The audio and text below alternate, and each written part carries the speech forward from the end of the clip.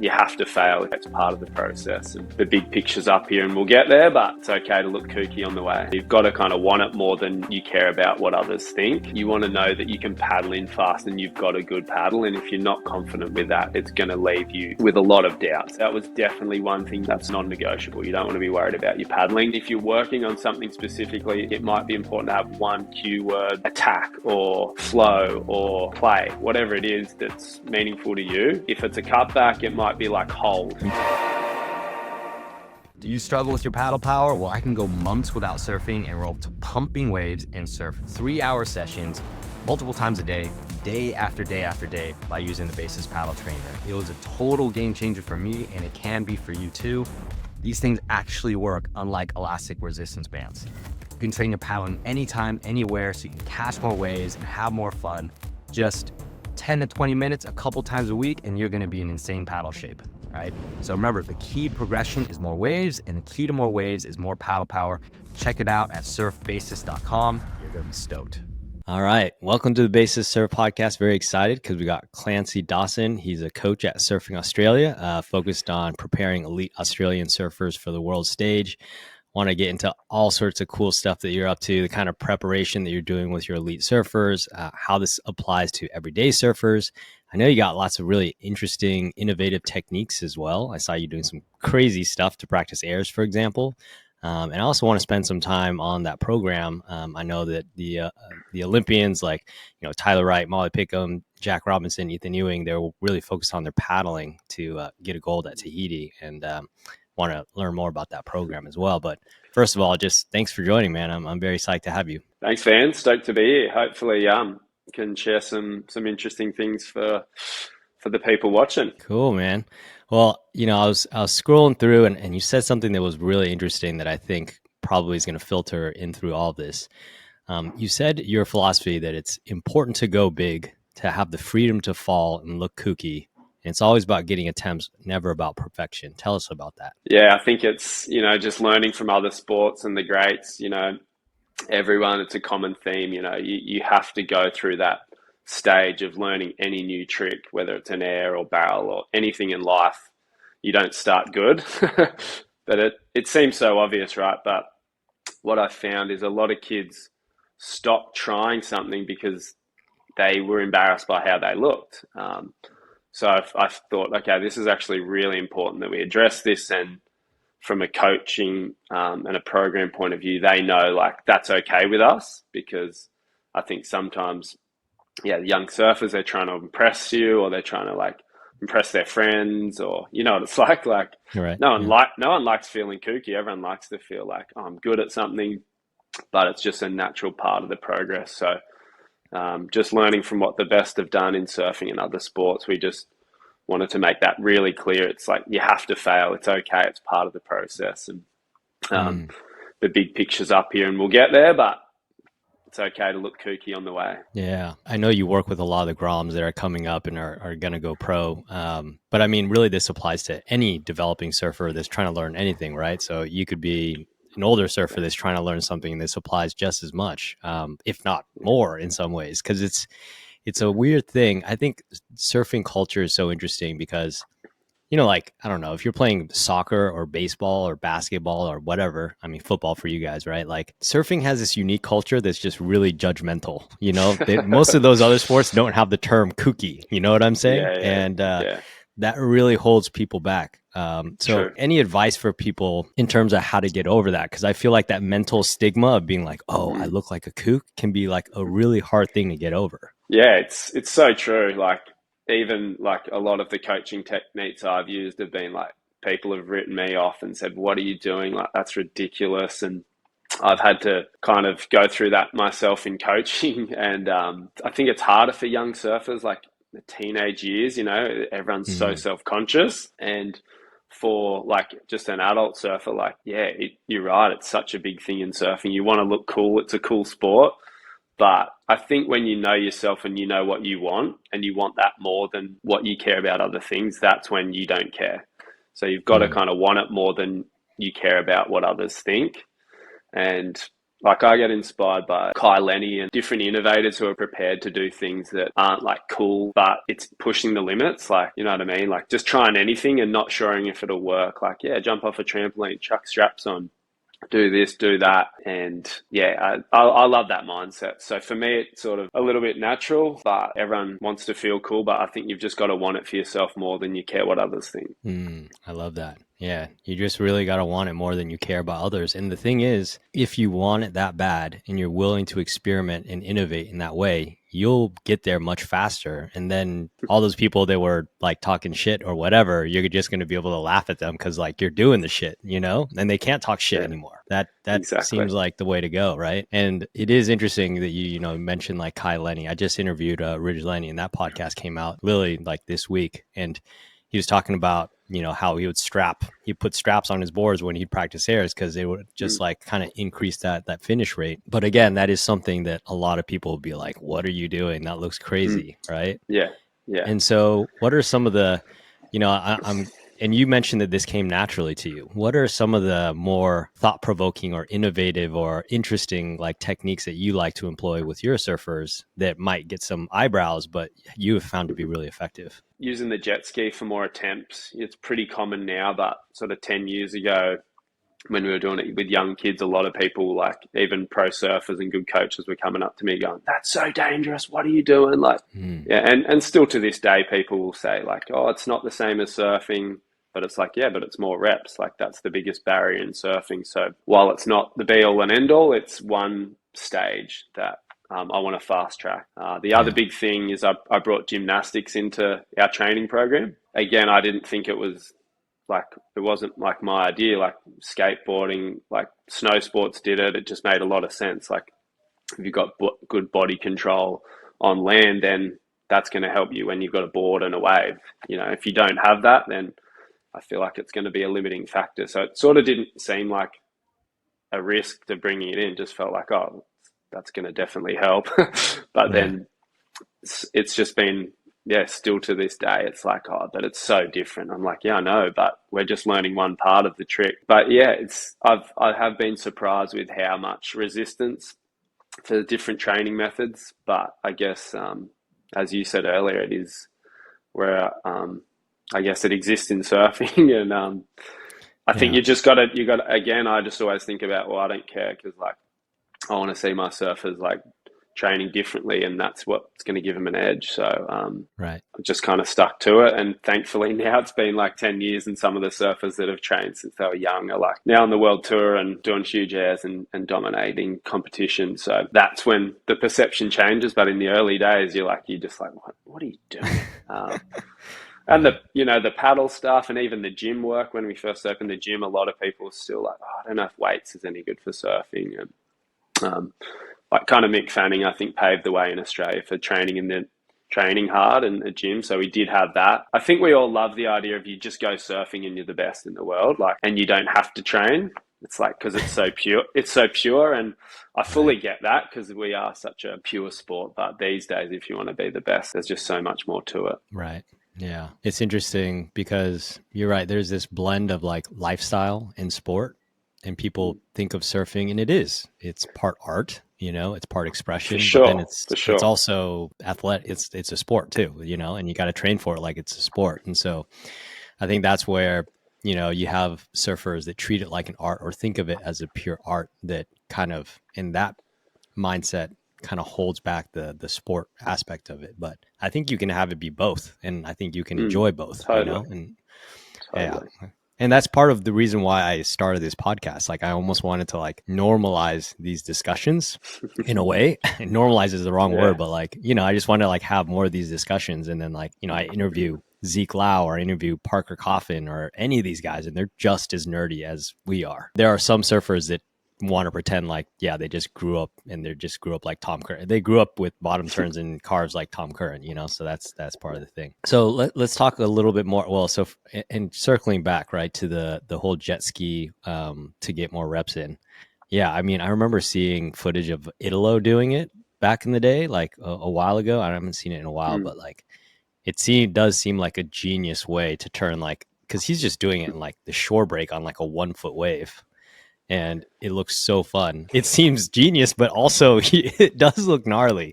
Like, I mean, if people are going to do that, what are your recommendations there? I mean, first you need a jet ski, but Yeah. I wouldn't recommend it for everyone for sure. Like yeah. you want to go with someone who knows how to drive a ski, and you want to have a clear purpose to it. And you Mhm. want to go where there's no one around. You just get results a lot quicker. I guess one thing I found is I kind of did a study on it in terms of reps in surfing. So basically, on average, you spend about sort of 2% of your surf on your board, like up on your feet. So, from a 2 hour session, don't quote the maths on this, but like I'll end up with like a minute and a half or 2 minutes of surf footage. So they've only actually done a minute or two of surfing, and that can take 2 or 3 hours, and that's just so inefficient when you consider any other sport where like you just stand in front of a basketball ring, or you go to a skate park and you just the whole time you're doing the thing. It's like, okay, that's the biggest barrier. That's why it takes so long to learn a trick. Let's get a jet ski, let's up the reps, and it ups the reps probably by like times 5, times 10 sometimes. So for fast tracking progression, it's one really good tool. We don't have access to a wave pool here regularly in Australia through our program. Obviously, we have a couple here, but we don't have that like access to it that easily. So this is kind of our solution for now, and it's not perfect, but it's definitely better than not having one. Yeah. And so do you use it primarily to focus on airs, or could you also focus on other maneuvers as well? Just like, like Anything. closeout reentries or whatever, Yeah. Absolutely anything. Yeah. So we do step offs mostly for turns where you're actually trying to create like not extra speed. You're just sort of getting more wave. So you'll drop someone off really slowly and they'll just basically create their own speed. They get onto the wave a little earlier, which helps, but that's really good for just practicing any maneuvers or like even tube riding. Obviously doesn't practice the takeoff part, which is important. Yeah. And we do step offs for airs as well, but if it's really tiny and it's basically like looks like a day you couldn't even paddle out on, that's when we get the rope out and you can just generate all this fake speed, but you can do huge airs off tiny sections. And we've found that then when they get a bigger section and they do have that speed, they're already used to like, okay, going that high and controlling their board and kind of stomping from height. So yeah, they're pretty versatile, but you got to find a bit of space too, because you can't. Yeah, we're lucky we've got quite a few open beaches. Nice. All right. I guess I got to buy a jet ski then. That sounds like Don't do it. Don't do it. We don't want too many people doing it. I gotta find a jet ski in a random empty beach. All right, sounds good. But the and worst thing is like, so on the Goldie, like, it's just so good. We had Cyclone Alfred, and I was one of them, so I'm part of the problem. But there was like 40 jet skis out at Kira, and like I almost got killed by a jet ski. Like I came up from a wave, and a guy was just like watching his mate, and just like zipped past my head. He didn't even see me. Like I literally just popped my head up and was like, "Whoa!" Oh, so it's like it is becoming like if everyone's got one, but I think for training purposes, it's pretty amazing. Yeah. Well, I mean, at Kira, you guys are doing like, are you guys using it mainly to do step offs and the tubes there, or what are you guys doing? Mostly, it's just like dropping people back with the sweep. Okay. But this last well, kind of there was a few step offs through the lineup, and it was like a lot of people who didn't know really, like had no etiquette or didn't really had much experience. So it's pretty dangerous. But the experienced guys are pretty good, and like we all try and just stay out of the free surfers' way and do laps around and just sort of help everyone get more waves. But yeah. That sounds fun, but hectic. Yeah. Yeah. That sounds, I mean, Kira in general sounds super hectic and like a spot that you better know what you're doing, especially if it's really pumping and all that. Yeah, for sure. Oh, cool.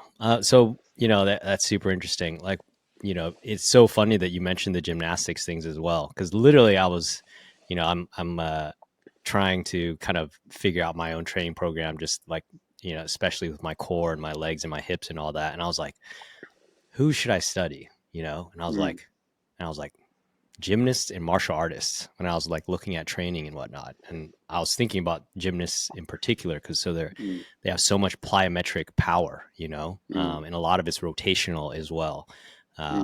and they get into these really low compressed situations, and they have this incredible body control and awareness.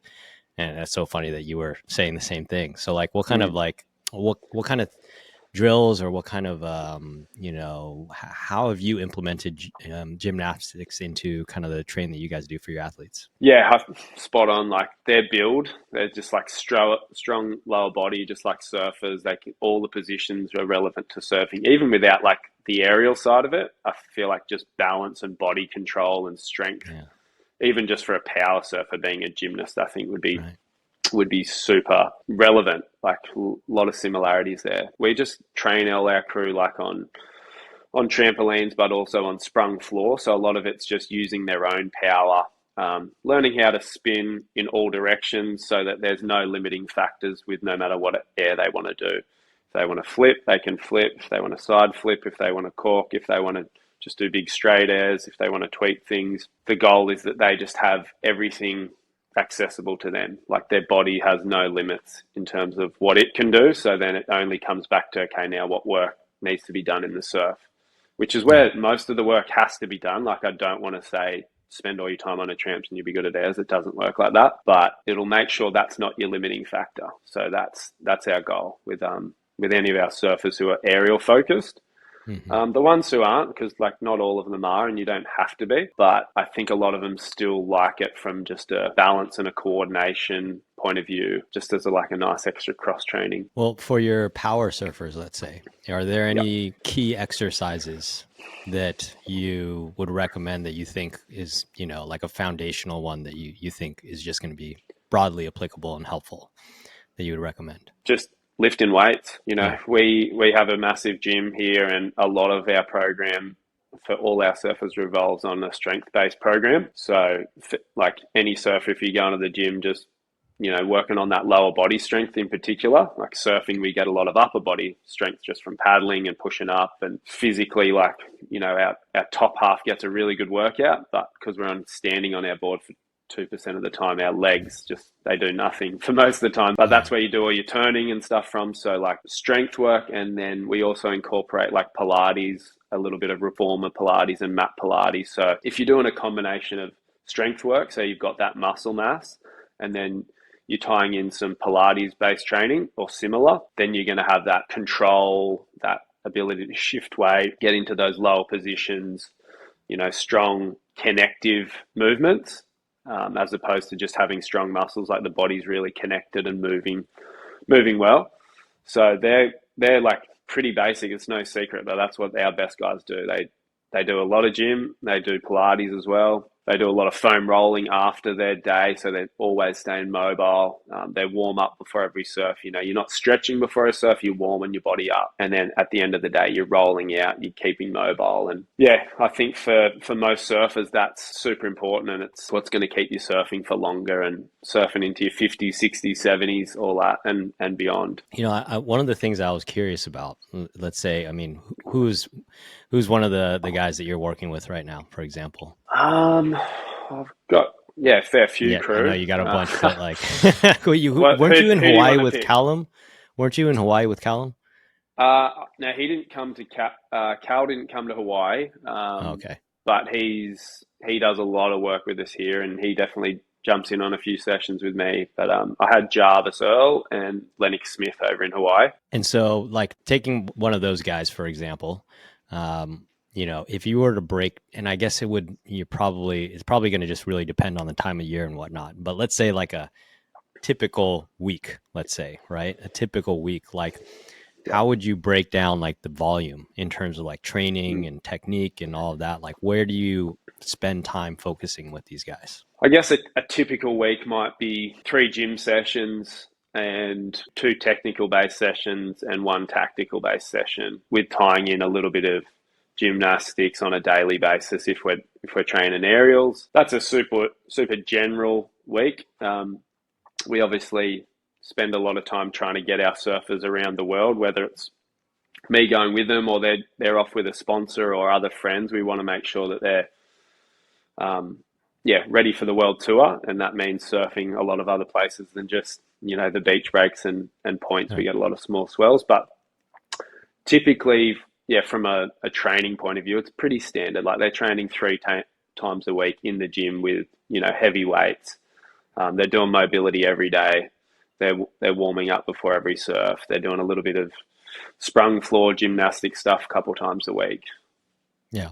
And so, and on top of that, obviously they're surfing. Like how much are they, if you were going to estimate how many hours they're Yeah, surfing on top of that, like, are they surfing on a yeah, daily basis? Like, are yeah, they, how many hours are they surfing? I'm curious. yeah. I think they would surf every day, twice a day, sometimes once, probably averaging 20 hours a week in the water. Um, but it's definitely ebbs and flows, and they do focus on recovery. I think there's a lot more education around recovery now, so they'll time their surf with their gym. So, Yeah. you know what I mean? They'll normally come in and do gym first and get that, and then they like to surf after the gym. They feel like their body's, Hmm. warmed up, their muscles are pumping, and they go out and surf then. But they might You have got, a slightly shorter surf after a big gym session, or right, right, right. they're pretty smart with, um, basing their week around what sort of surf. If it's a cyclone swell, they're gonna taper their gym back that week. Right, right, right. And that's interesting because I was going to think about that. Typically when you think about sequencing of things, like anything that requires more fine motor control, you typically sequence like earlier before kind of Mm. more brute force types of things. But I guess you're thinking probably in the context of like, okay, it's like a crappy day and you're like, all right, I'm going to focus on the gym because that's probably Mm. where I'm going to get the bigger gains, and then I'll surf Mm. afterwards. But like Mm. if it is pumping and I really want to focus on surf, then I'll surf first and taper back on the gym. Or like, how do you guys Exactly. think about that sequencing? Yes, it's a really good point. So if we're doing a skill-based coaching session and we might be focused on it, I want like a good attention span for 3 hours, and we'll have little breaks within that. Like there's no way they're doing the gym before that. Yeah. We'll be doing that. We'll be having lunch, and they'll do gym in the afternoon.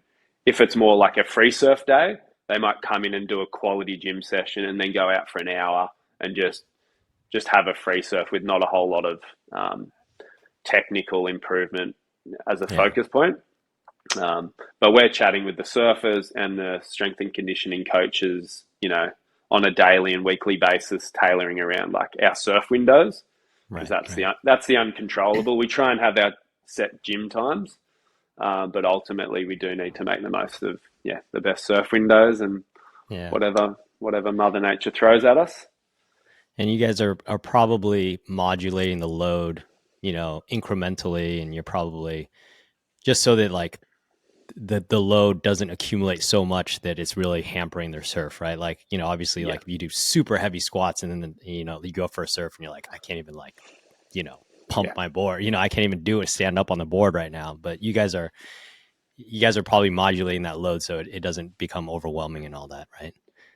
Yeah, totally. And I think surfers used to be a lot more like, oh, I can't train before a surf because I'll have stiff legs, or I won't train before a comp because I'll have stiff legs. But now it's like they want to train. Like they've got the training background that they're like, oh, I want to train through a comp. I feel better. Hmm. But that comes with experience. If you're just starting out in the gym, you're going to do 1 or 2 sessions, be like, I can't surf the next day. Yeah. But once it becomes consistent, it's a lot. Um, you thrive off it. Right. But yeah, in saying that, you're still um, having those conversations and making adjustments based on how Right. tired they are, what's coming up. Yeah. Well, so then this is just me. I know I realize we're getting super nerdy here, but so No, then let's I'm go. assuming that, these strength-based sessions, then you're probably more focused on like, more neurological adaptation, like strength and power end of the spectrum, as opposed to like hypertrophy, which is going to get you more of that, delayed onset muscle syndrome, right? So you guys are going lower rep ranges and just more Yeah, strength and power, or yeah. yeah, I mean, that's not my area of specialization, but I definitely know enough that it's it's those lower reps, like around 8 reps and stuff like that. yeah, That's very general. Don't quote me, but yeah, yeah, you're right. That's it. But we also are doing, like, on top of that, which I haven't mentioned, like for any surfer, I think it's relevant, like that surf fitness. mm, It's It's really hard to get that from a gym session. Yeah. I personally feel, I think it definitely helps. It's definitely way better than not doing it. But we've just started doing a lot more just sessions down at the beach and like doing board paddles, doing swim training, a little bit of jogging, and just like really smashing out the cardio and surf fitness as well. Because yeah, you can get a bit comfortable in the gym after doing it for a while, and then you get a big swell, or you're in a competition, you got to paddle a lot, or you know, any guys going like on a boat trip or on a surf trip, like as you know, you're not used to surfing that much, and um, that's where I think that style of training is really beneficial. Yeah. So, let's say you're taking everyday surfer and they're gearing up for a boat trip. Like, what would you recommend to them? Or, they're a cyclone is coming or whatever, Yeah. the swell season is coming. What would you recommend to them? Well, it's kind of, I'm in the same boat. Like I've got a surf trip coming up in 12 weeks, and I'm not surf fit to the level I need to be. Like I surf a couple times a week at best. I've got two young kids, it's just, I'm not surfing like what I used to, but I want to be able to surf for 10 days in a row and feel pretty good. And for me, it's going to be a lot of just getting down into the ocean and surfing, even when I don't feel like surfing, just taking my board for a paddle. But like doing sprint paddles out the back, coming back in, swimming back out without my board, coming in, doing a short run, paddling my board back out, swimming, like just a lot of run, swim, run, board paddle, and just smash Yeah. that out. You can do half an hour and you'd be absolutely gassed. But that is going to get you surf fit, along with just trying to get in the water as much as you can. Yeah. But even when it's real bad, like as you get older, you get a bit pickier normally. But you just got to kind of go, well, this is a surf fitness day. Like stand up on a couple waves, whatever. But it's just like, this is my training for the boat trip. I'm just going to paddle my shoulders off and swim, and a small amount of soft sand jogging just to get the heart rate up. But yeah, I think getting in the pool, swimming, paddling your board, doing sprints, doing a bit of endurance, that's going to get you ready. Yeah. I mean, it's all paddling, right? I mean, a huge part of it. Yeah. Like, and so, what was interesting, and and this is kind of how we ended up getting into contact, is I found out about how you guys were doing that paddle to podium program. Yeah. I thought it was super fascinating because I watched a video on it, and it was like, you got Tyler Wright, Molly Pickham, you got Ethan Ewing, Jack Robinson, and they were talking about how like one of the big concerns was paddling. And I was like, these guys are Olympians, but they still are concerned about paddling. And I'm like, well, what does that mean for an everyday surfer? Like, yeah. I mean, but that was interesting is, the research, they're like, well, you spend 55% of your time just paddling. So that is one of the key leverage points that's going to allow you to surf better. So like tell me more about this program. Like, what did you guys find? Like, how did it help, these guys that were competing and all that? Yeah. So it was targeted specifically for Chopu, and especially for the women, because the tour hadn't been there for a very long time, and had some feedback from some of the women that was going to be a challenge, like getting into a thick, chunky wave. Like ultimately, it didn't result in a medal for us, but there was still a lot of good learnings from it. Obviously, a wave like Chopu, it's just positioning so important, and riding the tubes, like they're kind of the main things. But we just thought that could be an extra edge, and the surfers definitely like made some gains there, and we've also been able to share that knowledge with like just some of the younger surfers now, and like all the surfers in our program. So although it was targeting the Chopu Olympics, it's been able to feed through to the rest of our surfers too, which is really cool. Yeah. It's so interesting because, I think Tyler was talking about how, by focusing on the paddling, it, she called it like a game changer in terms of her paddling speed and how she felt competitively. I mean, I would just imagine like mentally so much of it when you're at that stage is like just the mental side of things. Right. And so having that, your paddle fitness and your paddling speed, kind of that box checked off, like should just help from the confidence factor a lot too, right? Like, or how would you think about it? Yeah, I think so for sure. It's definitely one thing you want to know that you can paddle in fast and you've got a good paddle. And if you're not confident with that, it's going to leave you with a lot of doubts. And, that wave, you don't want to have doubts, like Yeah. you don't want to be even that, you don't want your paddling to even be anywhere in your mind. So you definitely want to tick that off. And I guess that was really important for Tyler to do that. And then you also want to know that you can just take off on bombs out there and make barrels and make the drop and do all the things that score. But yeah, that was definitely one thing that's just like a non-negotiable. You don't want to be worried about your paddling. And it's, as you said, it's relevant for any surfer. I think probably more so even for just like the everyday guy like us, just you're on a boat trip or on your surf trip, you want to be able to get into that wave. If you're on a trip, there's always just that one wave in the trip that you could either be like, that was the wave of my trip, or you leave the trip thinking, oh damn, that was the one. And like, it's either your positioning or you just didn't commit to your paddling, or you're a bit tired because you had already had a few days under your belt.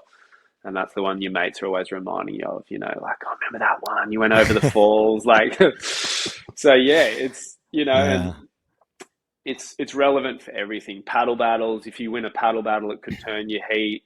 Heavy waves, it could just get you in that little bit quicker.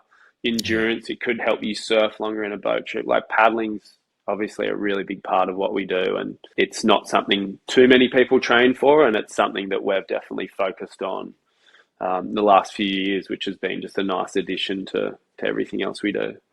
Yeah. That's great. And one thing that you said there kind of just like struck a chord with me, especially in a heat situation. But I think this applies if you're on a trip and that wave of the trip comes and you're looking at it and you're like, oh my God, this is my wave. Like there's the pure physical aspect of like whether you're fit to catch that wave. But like you mentioned, so much of it is positioning. And I think Molly Pickham was talking about this. She was like, out there, you're constantly making micro adjustments to your positioning, right? Because, even a machine like wave like Chopu, which I've never surfed, obviously, but a machine like wave like that, there's going to be variations with every single wave. And you got to make those micro adjustments with every swell, right? Depending on like what angle it's coming in at.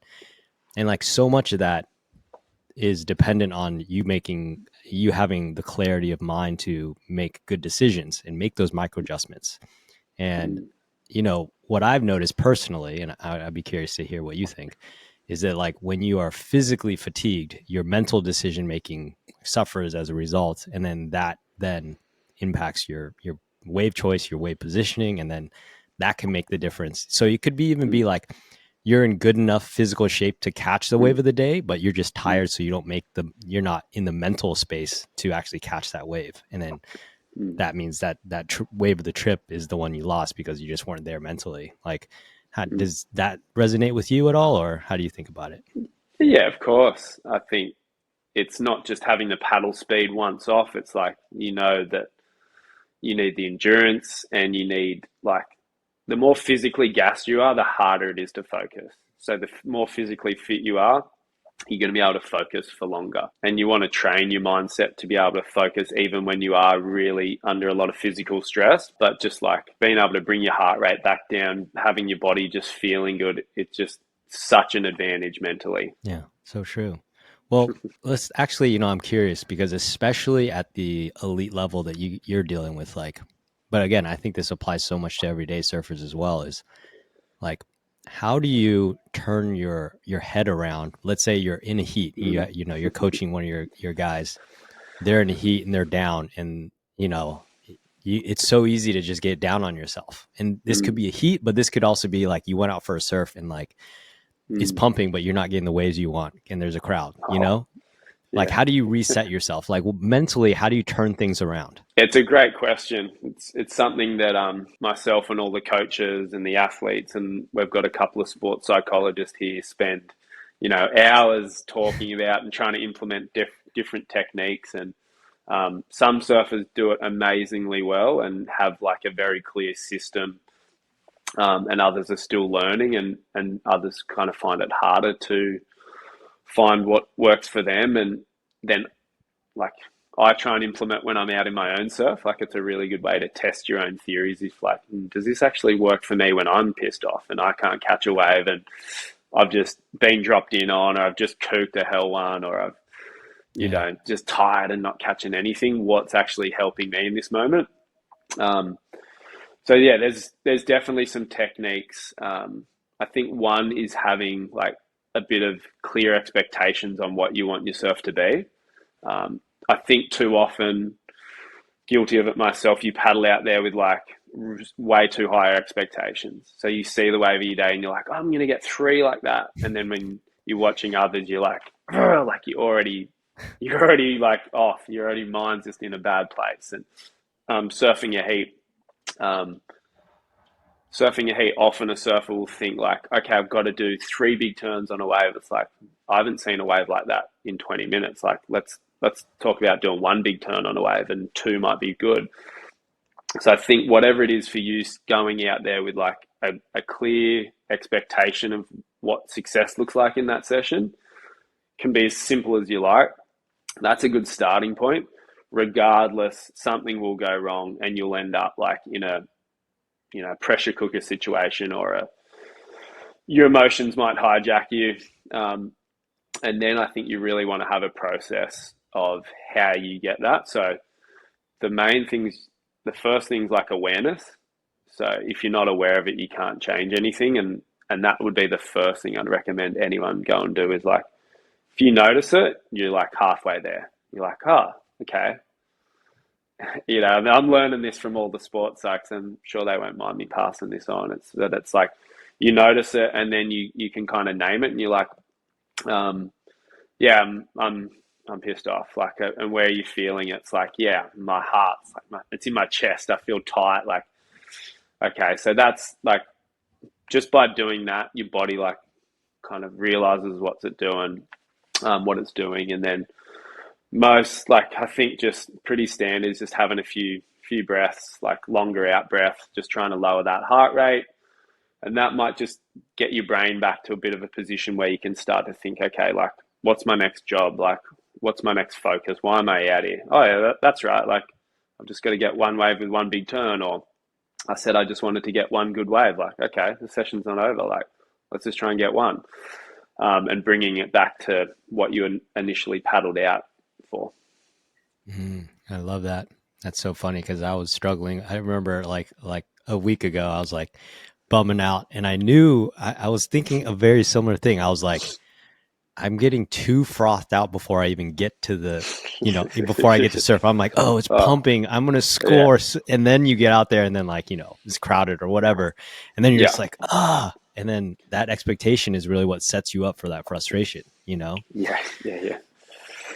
So you got to be. It's like easy in theory though, right? Like right. It's not a like, it's easy in theory, but it's just like anything. You have to practice, and it's just like, you might know how to get strong in the gym, but if you're not there 3 times a week, you're not getting strong. And it's same with anything mental. You have to do the work, you have to do the reps, and you have to practice it and actually feel like, okay, this actually is helpful for me, and I know how to do this. And then it starts to become a little bit more automatic, and you all of a sudden you're the Jedi out there, not getting frazzled, and you're all over it. But just knowing the theory of anything is so useless unless you like practice it. For sure. Yeah, and as I was reflecting on that, I was like, I feel like I need to become more, zen, in terms of, part of me is I enjoy that process of getting psyched up, and then, that froth is like what makes surfing fun, right? But I'm like, True.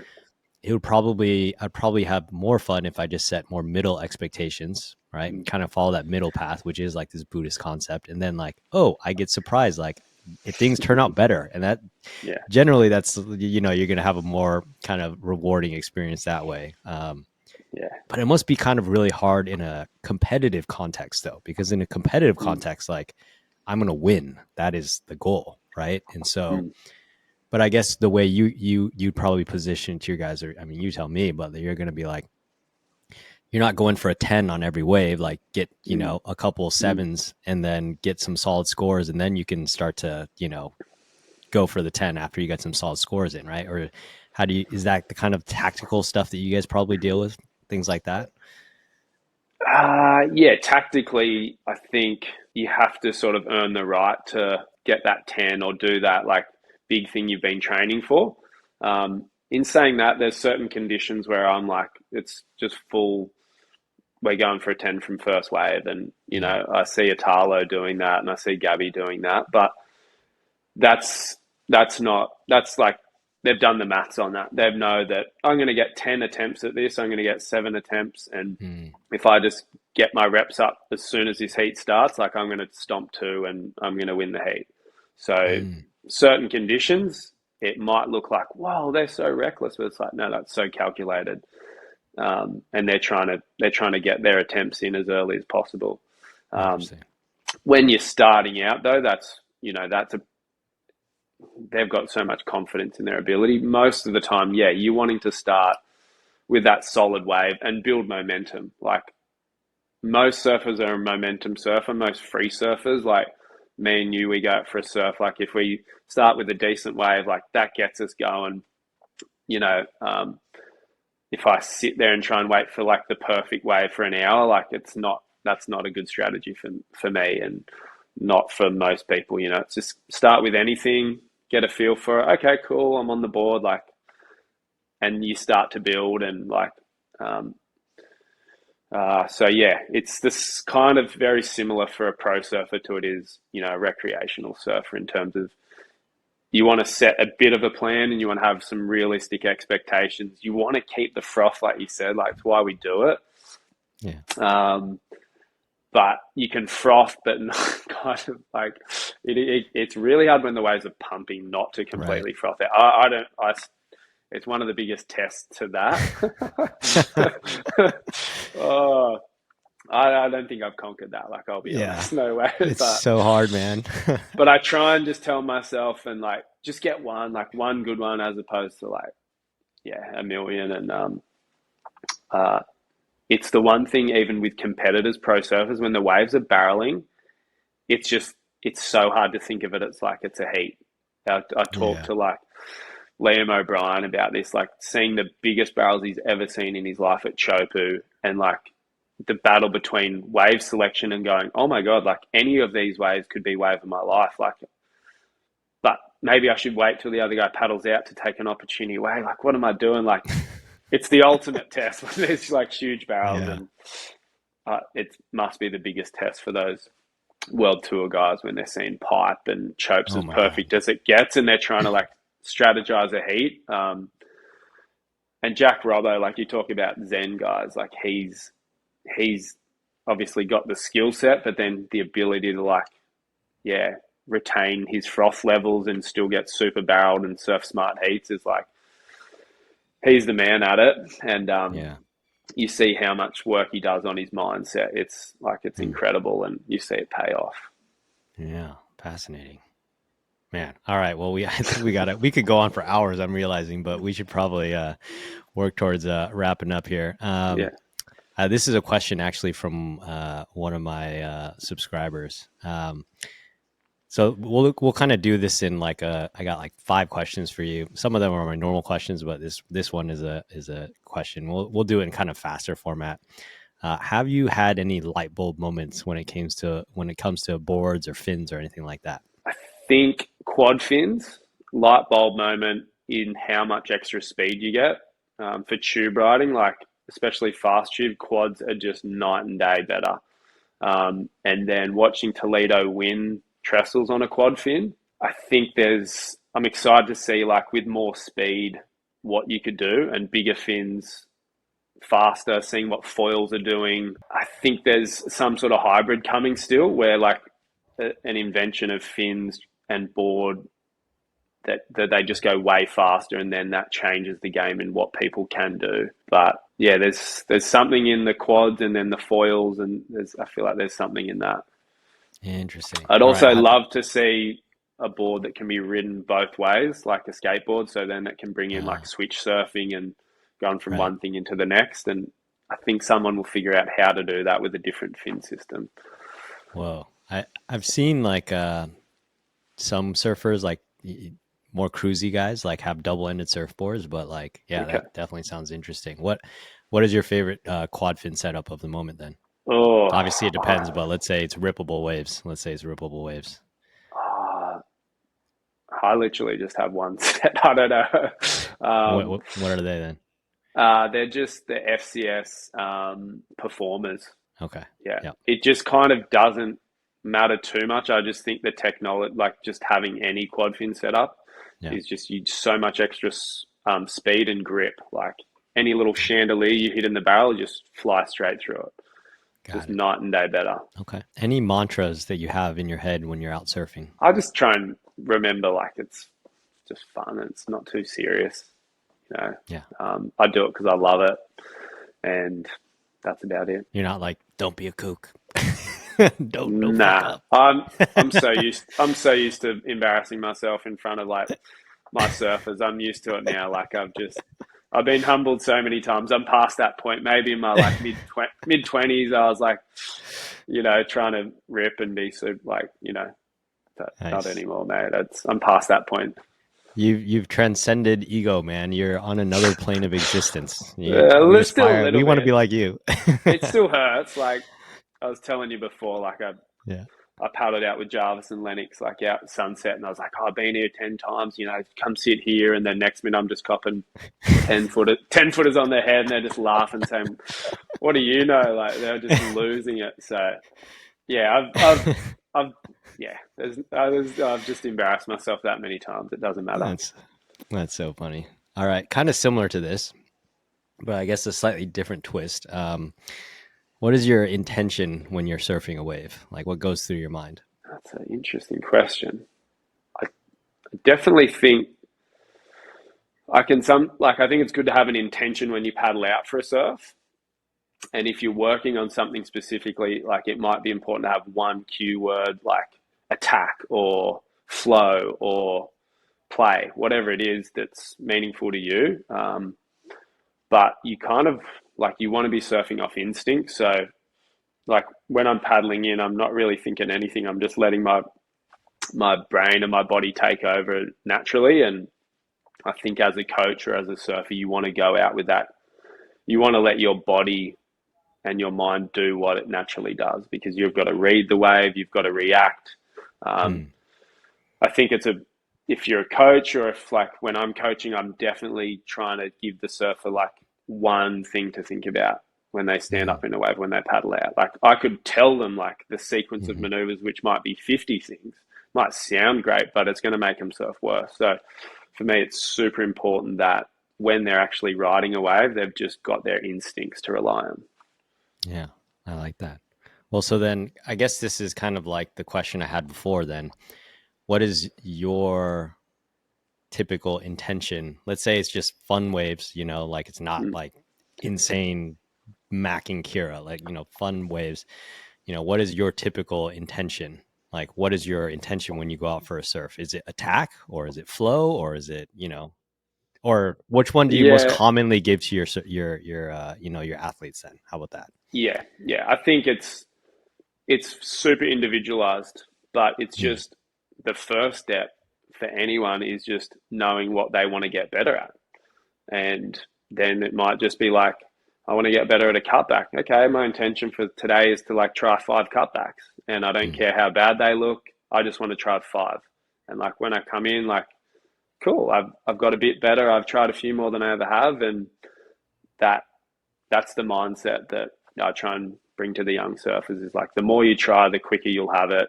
So let's focus less on perfection and more about just intent to focus on whatever it is that's meaningful to you. So um, within that, if it's a cutback, it might be like hold. Like, okay, everything's good, but you're cutting it a bit short. So for this cutback, I want you to just start it and just hold. So there's just one thing for them to think about.